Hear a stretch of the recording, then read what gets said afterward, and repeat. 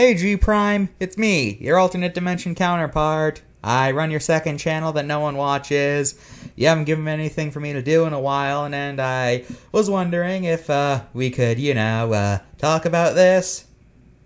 G Prime? G Prime.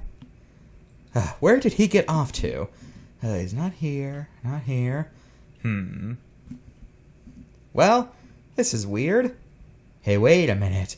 Maybe he's finally quit YouTube and is letting me be the one who runs the main channel instead of the second channel. Oh boy! In that case, I gotta go. Gentlemen, come on! We're gonna be hitting the big time now. Where are we? Oh boy, I can't wait to be famous so I can make all the V-Bucks. Finally, a place I could show off my true gamer skills. Hello everyone and welcome back to Monsters of the Deep. As always, I'm your host, Mr.G. Yeah, as always, you know nothing. Anyway, today we're talking about the garbage can of the sea. The tiger shark.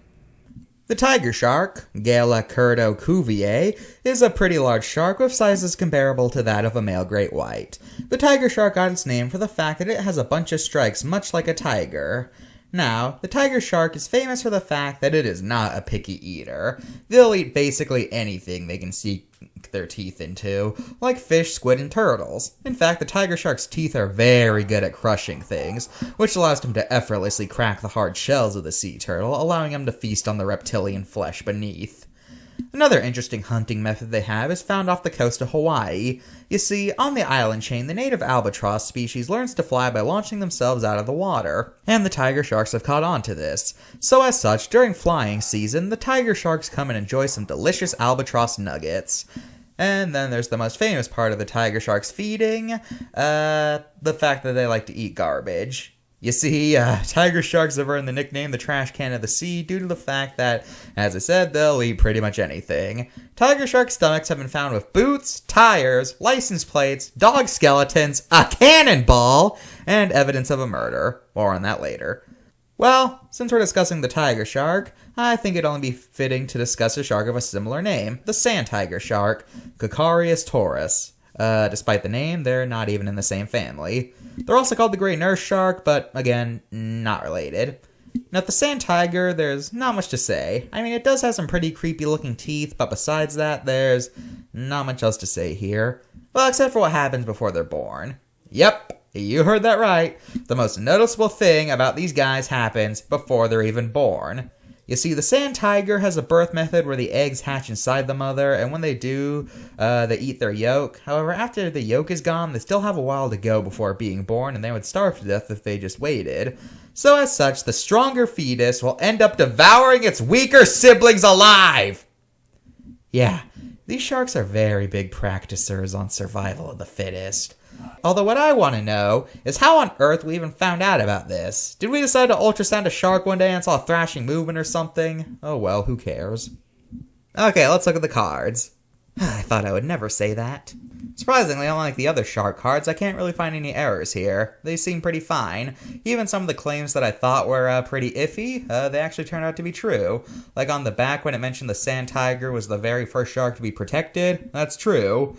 And also, apparently the thing where the scientist got bitten by an embryo and a dead shark, apparently that's true, and that's apparently how we found out about their weird birth method. Well, you learn something new every day, I guess. Now let's talk about their human relations. Tiger sharks make up what's known as the Big Four amongst sharks fans. These are the sharks known for having the most attacks on humans, and it consists of the great white, the bull, and the oceanic white tip alongside the tiger shark.